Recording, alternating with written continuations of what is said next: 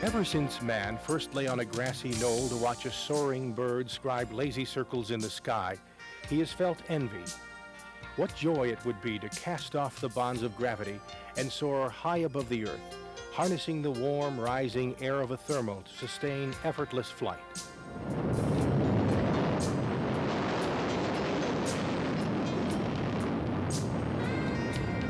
Eventually, man would realize his dream and fly higher and faster than he ever thought possible, leaving the mere flesh and feathers of birds far behind. But while man's machines gave him superiority, there was still aesthetic beauty in the effortless flight of birds. It is this beauty, this artistic form of flight, that attracts many to the fascinating hobby of model aeronautics. Perhaps nowhere else can a person create an art form with the poetry of motion unique to model airplanes. And perhaps no other form of model aeronautics allows that art to be expressed better than free flight. Free flight encompasses many categories, from large engine-powered models to the gossamer winged F1D models that fly only in the relative calm of an indoor arena. But all of these models share one thing in common, in that they fly free with no guidance from the pilot once they're released into their element.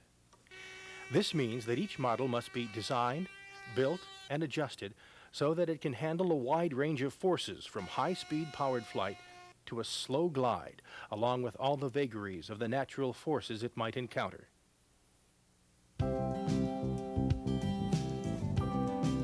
At first glance, it might appear that free flight is too difficult for the average person to master. But there's a category for everyone, and many youngsters get their first taste of model aviation from building and flying a simple rubber-powered free flight model.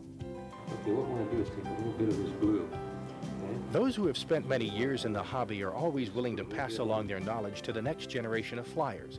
And sometimes classes are held to help fledgling free flighters build their first model. It's an ideal opportunity for them to learn construction techniques that would take them years to develop on their own. The reward for good construction is realized when the completed models are taken to the local schoolyard or gymnasium to be flown. What was once a mere box of sticks and tissue and wire and drawings is now a real flying model. And make sure you let it go straight out.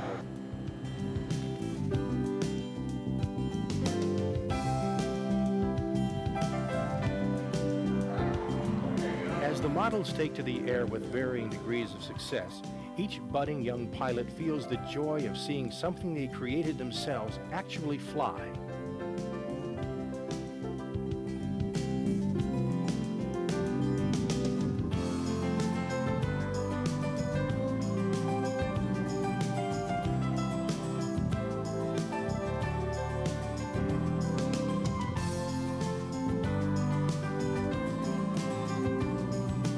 Even the youngsters who never build or fly another model airplane will have learned something from this experience, because model airplanes teach them many skills that can be used throughout life.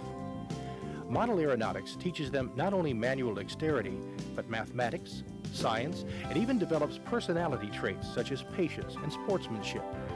For those who choose to stay in the hobby, there's an ever-increasing level of achievement available to them.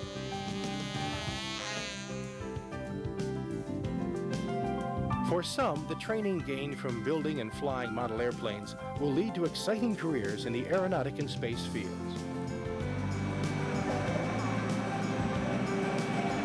Jim Buxton has been actively building and flying model airplanes since he was 4 years old. This experience has led him to further his studies at the Pittsburgh Institute of Aeronautics. Actually, I've been involved with airplanes and model airplanes all my life. My father flew model airplanes as a kid and grew up flying them. With us, it was a hobby that we had. I've been flying control line airplanes since I can remember, since I was 4 years old in the front yard. And a friend of ours, retired airline captain Ed Burke, first got me interested in free flight. And I started flying competitive indoor free flight about 6 years ago, and just really really enjoyed it and thought it was a great opportunity and a lot of fun at the same time. And started flying a lot of indoor and outdoor free flight, and just every year progressed a little more into different events and some of the more difficult events, and got up to where I even flew FAI events for world championships for juniors. And at the same time, I was involved with full-sized aircraft, and always thought that it'd be fun to carry the research that I did with the models into a full, an actual career that I could live off of. And so I realized that I was going to have a basic understanding of the nuts and bolts of an airplane to really design it and get into research and development of one. So I decided to get my aircraft and power plant mechanics license at Pittsburgh Institute of Aeronautics to start with. And from there I hope to go applied to Embry-Riddle for an aviation engineering degree in bachelorate in aerospace engineering technology. And hopefully these 2 degrees combined will give me enough technical background and enough mechanical and engineering to really put it all together for something that I can make work for me and have a lot of fun at the same time. Susan Weisenbach's life was also influenced by an early introduction to model airplanes. Under her father's tutelage, she won many competitions during her early teens and is now an engineer for NASA. Susan feels there's a definite parallel between the aerodynamics of a model airplane and the jet engine she now helps design. It's interesting that the sciences in model airplanes, model aviation is really still the same. Those are the basic laws of nature, so to speak, that are used whether it's in model aviation or in the profession I'm in. Airflow is the same, whether it's over the wing of a model airplane or if it's by a blade of a turbine engine blade, say, it makes no difference. But it's an interesting profession, and I think another reason besides having the strong math and science background is that it's something different. It changes every day. There's so many things we do not know still, even though the engine has been around for an awful long time. There's still always the making it better, making it faster issue that the engineers always strive for, making it more fuel efficient. While to some, model aeronautics is a stepping stone, to the majority it is a satisfying hobby that lasts a lifetime. For there is no age bias in the world of model aviation. Juniors and grandparents share flying sights and ideas. Best of all, the wide variety of models offered assures that no one has reason to be bored.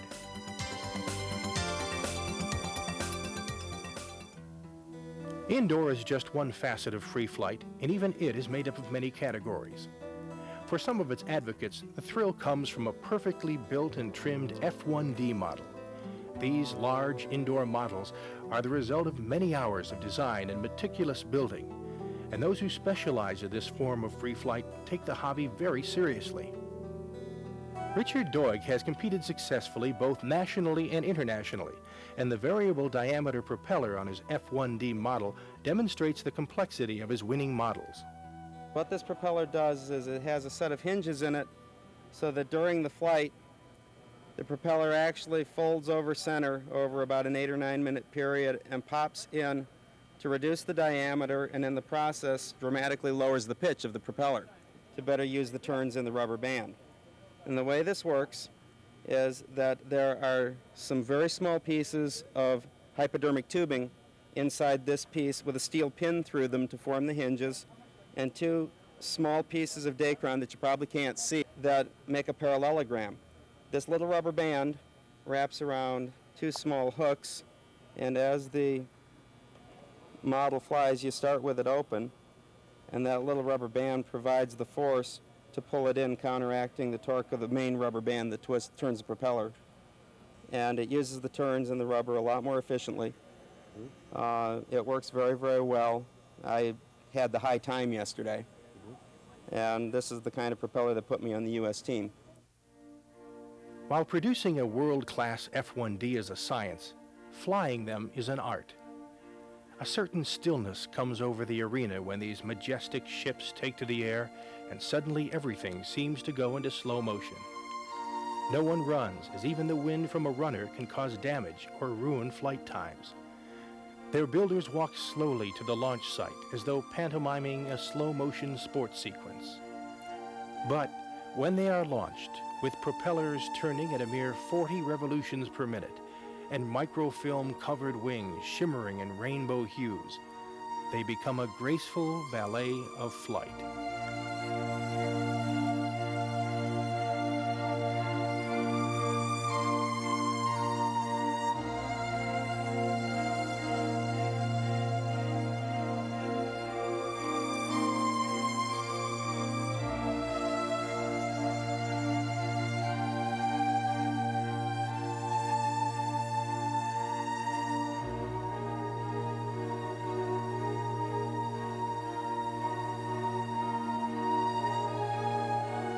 Easy Bs are the smaller sisters of the F1Ds, and while they offer enough of a challenge to interest anyone, they are somewhat less difficult to construct and make a great intermediate model for indoor competition.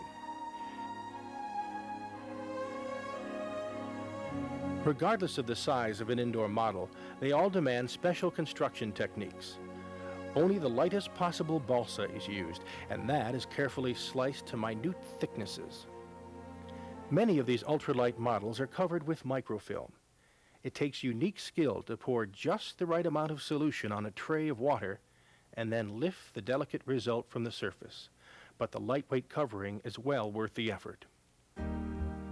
Proper construction is important, but of equal importance is choosing just the right rubber motor. Indoor models don't have thermals to add to their time aloft, and therefore the motor must turn the propeller for the entire duration of the flight. Since it takes very little effort to turn these lightweight props, a long, thin rubber motor can be used to provide maximum motor run.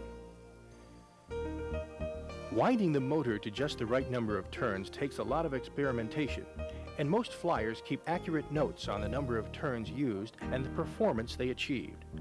Even the temperature and relative humidity of the flying site are recorded. Using these notes, they strive for just the right number of turns and the right size of motor to get the model high enough for maximum duration, but low enough to keep out of the girders and lights. Despite their best efforts, however, there are times when a model just seems destined to be snagged by a girder high above the floor. When this happens, the only solution, other than sprouting wings yourself, is to use a helium-filled balloon in an attempt to dislodge the model without damaging its delicate structure. It takes finesse to maneuver a balloon high overhead to work a model out of a snag, all the while keeping the connecting line clear of other models. The smallest of the lightweight indoor models is the mini stick. Originally designed for very cramped flying sites, this class has gained exceptional popularity.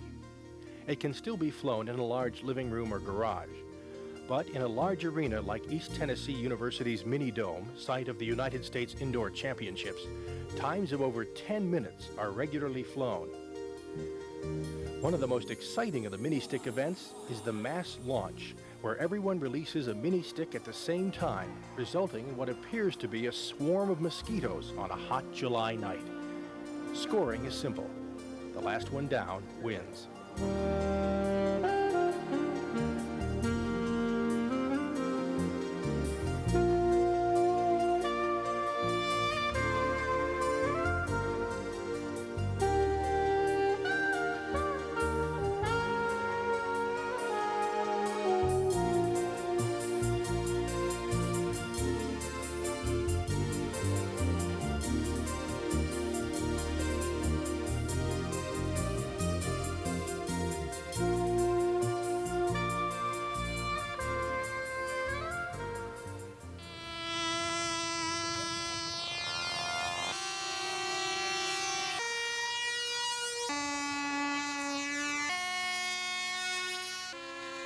For some, the thrill of free flight means a high-performance engine rocketing a gas-powered model high into thermal land. The airplanes these modelers fly are capable of climbing to incredible heights on engine runs amounting to mere seconds, and then transitioning into a glide lasting minutes. In fact, if it were not for the dethermalizers used to bring these models down at a given time, many would ride the nearest thermal out of sight and be lost. A variety of dethermalizers have been used over the years, but the pop-up stabilizer has pretty much been adopted as standard. Either a timer or a fuse with a controlled burning rate is used to regulate the release of the stabilizer, which then tilts up with the trailing edge at about a 45-degree angle. This halts the glide of the airplane, and it then returns gently to Earth using its wing as a parachute. Because of their need to fly at high speed and then transition to a smooth, slow glide, gas-powered models present a wide range of aerodynamic challenges. For instance, rudder adjustments used to make the model circle in the glide become more effective at high speed and can cause a screaming spiral dive if not controlled. Learning to build and trim for these problems teaches aerodynamics to young and old alike. Even better, it teaches them to think. One way to control the actions of a model flying on its own is to use a system of timers. Okay, now this model that we're looking at is a Buck 600 designed by Joe Foster, and it features what they call VIT, Variable Incidence Tail. And by that it means that it has a 4-function timer, and the 4 functions that the timer performs are that it changes the rudder from power trim position to glide trim position, changes the stabilizer from power trim position to glide trim position, it shuts down the engine, and then it also DTs the airplane. Now with these discs on here, you can vary the time delays between functions. The way the VIT system works is that when I start the timer, it'll run for a certain number of seconds, in this case about 4 seconds, to shut down the engine. And then very shortly thereafter, the rudder will kick over, and this hammer here will pop back and let the tail move up to the glide position. And then I'll release the DT so that you can see the tail pop up. This is the starter switch. I reach up there and I push the button in and let the bail go. And now as soon as I let go of the button, the timer will start. And there the timer is running. First thing will be the engine and the rudder almost simultaneously. And then elevator. And then this wire is holding the tail in glide trim position, and it's running in this scroll. And when this lip gets around to the top, the tail will pop up in DT. Powered free flight is divided into engine classes, and the most popular of these is the Half A. This class has an engine size limit of 0.50 cubic inches, and because of its smaller size, is less expensive, both from a material standpoint and the amount of time needed to complete a model. The fact that Half-A models are smaller in no way detracts from their sophistication, as competition at the higher levels is fierce, and competitors spend considerable time fine-tuning their models for each contest. Engine runs are short, especially in Category 3 competitions where they last just 7 seconds. That increases the importance of getting that last fraction of a second of engine run without an overrun that would result in an unofficial flight. Competition-free flight models are designed to get as high as they can within the allotted engine run and then soar to the maximum designated flight time. While the Half-A can boast the largest number of competitors, it would be hard to argue that the larger Class C and D ships are impressive. Large, powerful, and fast, these giants of the free flight fraternity transform the raw power of their souped-up engines into altitude and glide.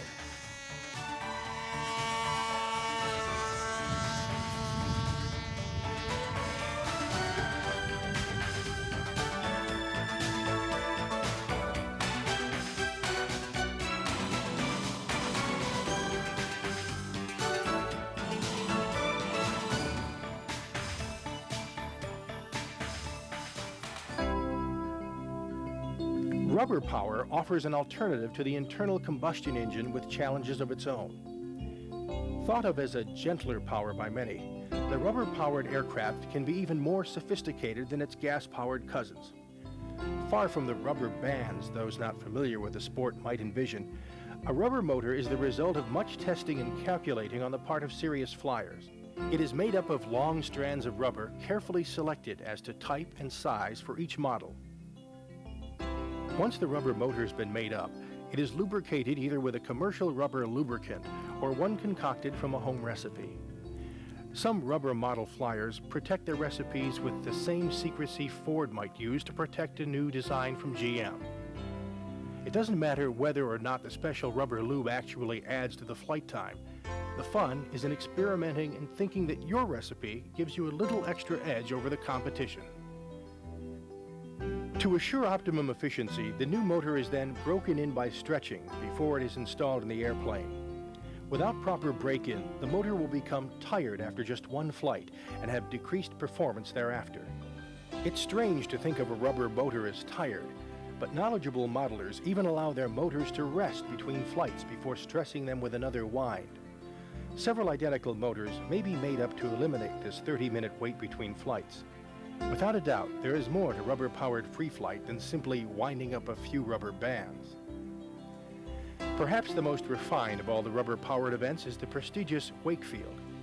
Flown on an international level since 1928, this event draws the best of each nation's rubber power competitors to test their design, building, and flying skills against one another. Preparing for this competition can be compared to preparing for the Olympics or the Indianapolis 500. It takes dedication and determination.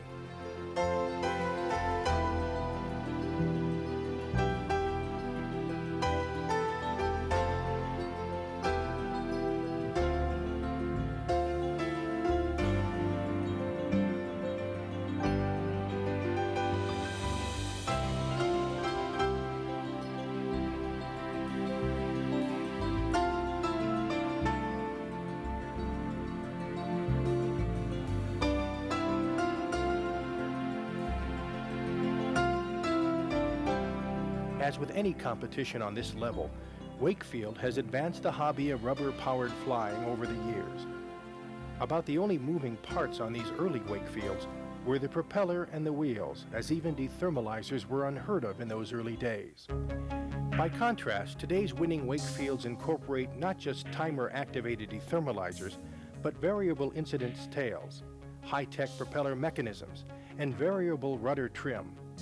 Even the construction methods have changed with modern materials such as carbon fiber, enhancing the properties of the old standby balsa.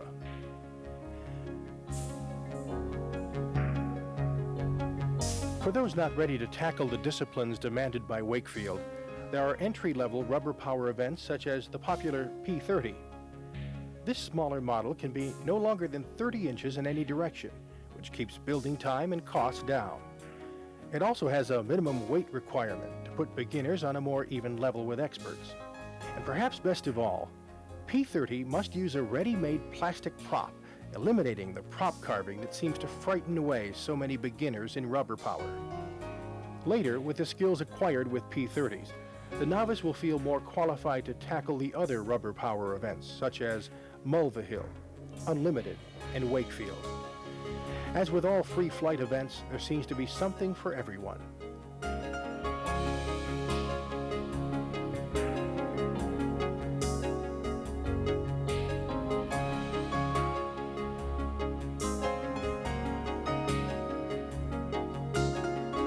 The something for everyone offered by free flight also applies to motive power.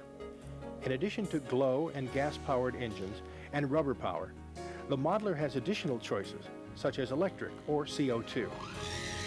Electric offers the scale builder some advantages that make unique models such as this 12-engine Dornier possible. This would be very difficult to accomplish with any other motive power. Of course, any motive power that gains popularity will soon find a competition designed to test it to the limit. While from the distance this model might be mistaken for a rubber or engine-powered free flight, it has actually been designed to take full advantage of an electric motor. To those who fly this event, electric power provides unique challenges of its own, but that is exactly what makes it interesting.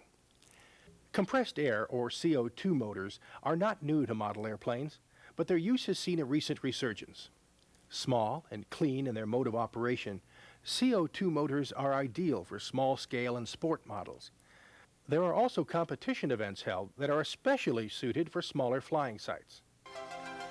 Scale events always draw a crowd and offer the modeler a chance to recreate a full-scale aircraft that is special to him. Many of these aircraft no longer exist or have been relegated to a couple of examples in air museums. By building a flying model of these famous airplanes, the modeler takes himself and his audience on a tour of history. The accomplished scale modeler spends hours researching his subject so that each squadron marking is exactly as it was on the original. Scale models must do more than look good. They have to fly. In the Flying Aces Club events, for instance, scale points are awarded in the form of seconds, which are then added to the total duration the airplane remains aloft. While scale points can help a model's total score, they will not be enough to give a poor flying model a win. Over the years, scale model builders have learned to produce scale models that not only fly, but fly well. This means using construction methods that guarantee lightness and special techniques such as wing wash-in to help certain models fly better. It's a little squirrely. It's wallowing, and it could be I need more nose weight. This is really the first time it's been out, so I'm wringing it out, so to speak.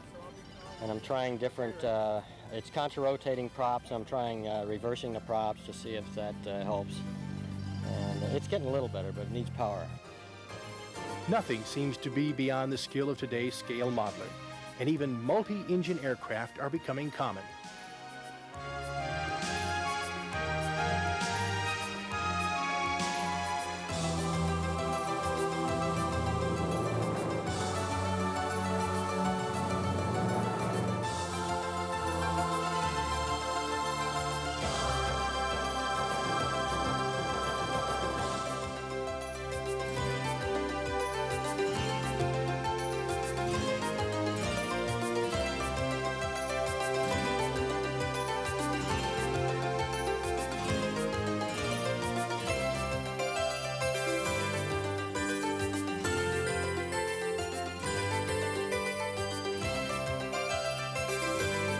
I do this because I'm afraid to fly for real.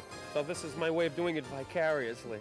No, I don't mind flying. I do this because it's a perfect cross of art, sport, and engineering. It's something right on the edge of the razor blade of all three of those.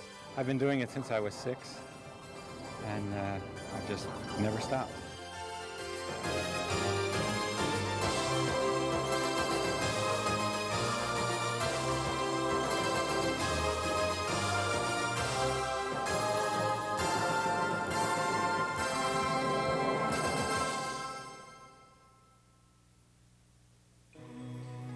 It is natural to want to recapture warm moments from our past, and this desire has spawned such hobbies as classic car restoration and antique collecting.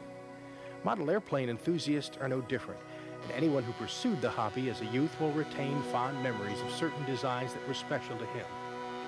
Competitions have sprung up to satisfy this special interest group, and nearly every contest sees its share of Goldberg zippers, buzzard bombshells, Cordas, and Playboys buzzing around. It's surprising how many of these antique models have engines to match. Occasionally, the deep-throated growl of a Super Psych, Brown, or Olson 60 on ignition can be heard as it lugs a payload of coil, condenser, and pack battery skyward in an airplane designed in the 1930s. These model builders have created a special time warp in which we can relive our childhood, or, for the younger among us, catch a glimpse of the early dawn of our fascinating hobby.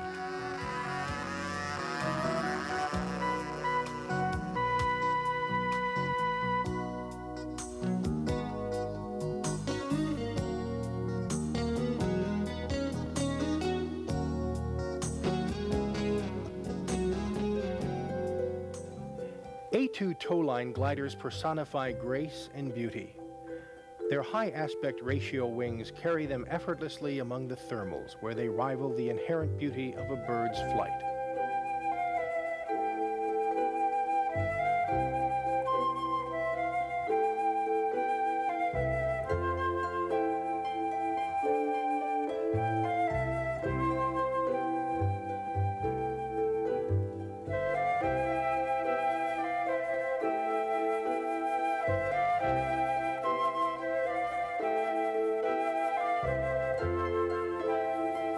While Nordic flyers do not contend with engines or rubber motors, their event nonetheless demands skill and knowledge.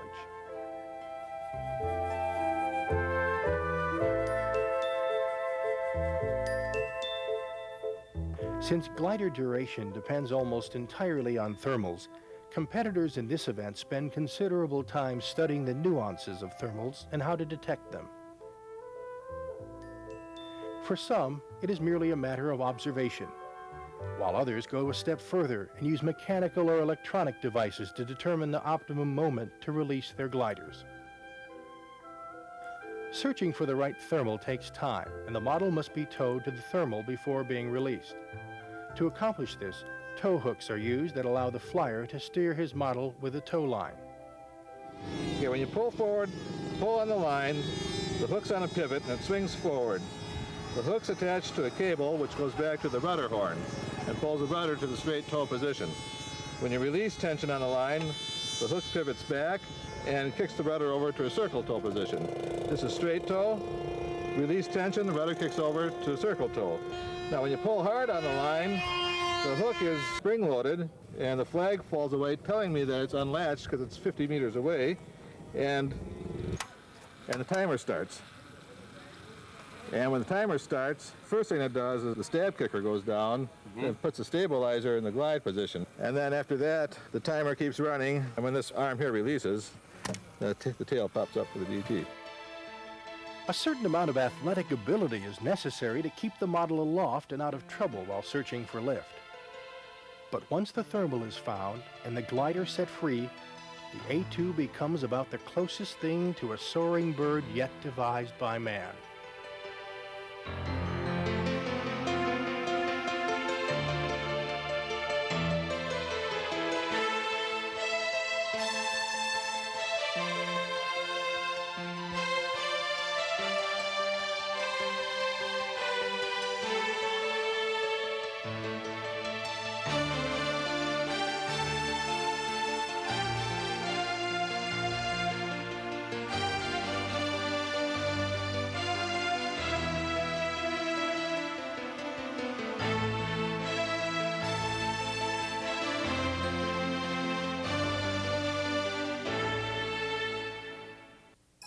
Hand-launched gliders are the smaller cousins of towline gliders, but their proponents certainly consider them just as challenging. Here, the goal is to develop a glider that will withstand a hard throw and then transition into a slow, non-sinking glide. It is that old dilemma of free flight, designing a model that'll fly under various conditions. The nice advantage of hand-launched gliders is that their small size and ease of construction allows a lot of experimentation. Most who fly this event have tried many different airfoils, as well as different wings, stabilizers, and moment arms to arrive at what they consider the ultimate design. Once the design has been arrived at, wood selection begins. Choosing just the right weight of wood is perhaps more important with these small gliders than with any other model. Since most wings are carved and sanded from a single piece of balsa, weight and straightness are a prime factor to be considered. Hand-launched gliders are excellent entry-level contest models, and many novices get their first contest experience with them. While a strong throwing arm can be an advantage, using a glider that matches your arm strength can help equalize the field. Practicing a smooth launch is also a factor, and is considered by many to be more of an advantage than a strong arm. For those not gifted with a rifle-like arm, handheld catapult gliders are just the answer. By eliminating the strength factor, catapult gliders allow old and young alike to compete in this interesting event. To win, you need a good, consistent glider and the ability to launch it into a thermal.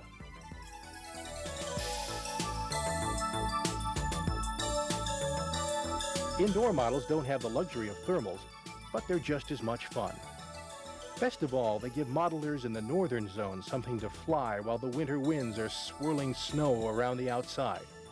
That's the nice thing about free flight model aviation. No matter where you live or the season of the year, there's always something interesting to do. Look at all these guys. Look at all the smiles all over their faces when they're flying. And that's why we do it. We enjoy ourselves and get to as many meets as we can. You know, anything that's close enough that we can make on a weekend, we get there.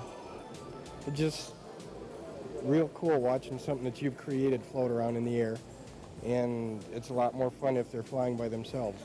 I've never been too crazy about having control over it. And we trust our airplanes.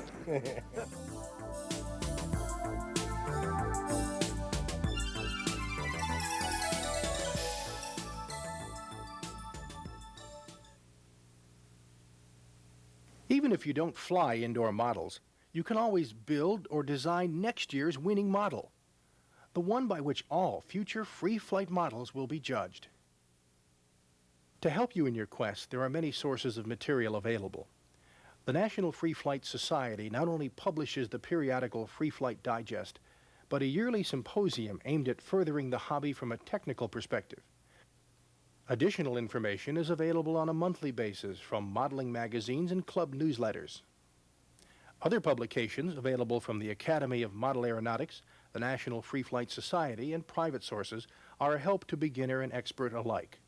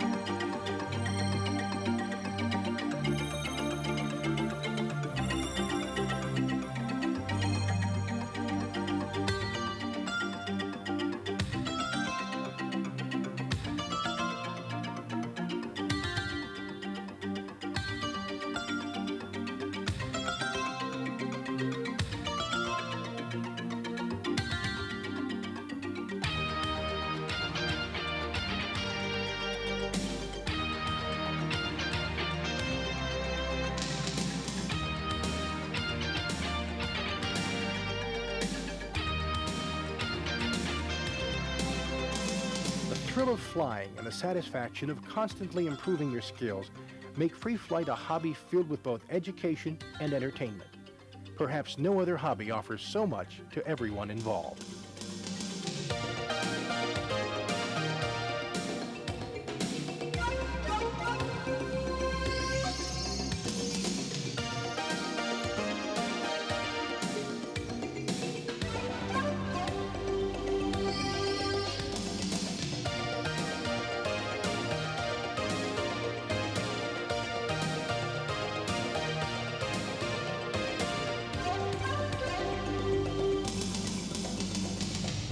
Free flight model aviation, a hobby that knows no bias and no boundaries, where the generations and the genders meet to share an exciting hobby, where the novice and the expert can each compete against their peers in a variety of events.